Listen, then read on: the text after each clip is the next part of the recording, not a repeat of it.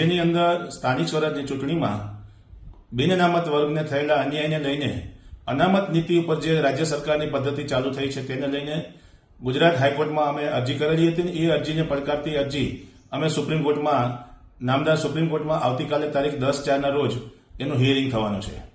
આ અરજીમાં અમે લોકોએ બિન અનામત વર્ગને થતા અન્યાય અને અનામતની જે નીતિ છે એને અમલમાં લાવવા માટે રોક લગાવવા માટે અમે અરજી કરી છે. રાજ્યની અંદર સ્થાનિક સ્વરાજની ચૂંટણીઓમાં બિન અનામત વર્ગના ખૂબ જ મોટા પ્રમાણમાં ઉમેદવારોને અન્યાય થઈ રહ્યો છે. જ્યાં બિન અનામત વર્ગની વસ્તી હોવા છતાં પણ ત્યાં અનામતની સીટો ફાળવી દેવામાં આવી છે. એટલે કે રોસ્ટર પદ્ધતિને પણ અમે ચેલેન્જ કરતી સુપ્રીમ કોર્ટમાં અરજી કરેલી છે. નામદાર સુપ્રીમ કોર્ટમાં અમારી અરજી છે કે રાજ્યની અંદર અનામત નીતિનો અમને કોઈ વિરોધ નથી, પરંતુ અનામત નીતિના નામે થતી આડેધડ થયેલી સીટોની ફાળવણી એ બિન અનામત વર્ગ માટે ખૂબ જ નુકસાન કરતા છે. સાથે સાથે તમામ રાજકીય પક્ષો પણ આ બાબતની સીટોની ફાળવણીમાં પણ અમારો સાથ અને સમર્થન આપે એવી અમે વિનંતી કરી રહ્યા છીએ.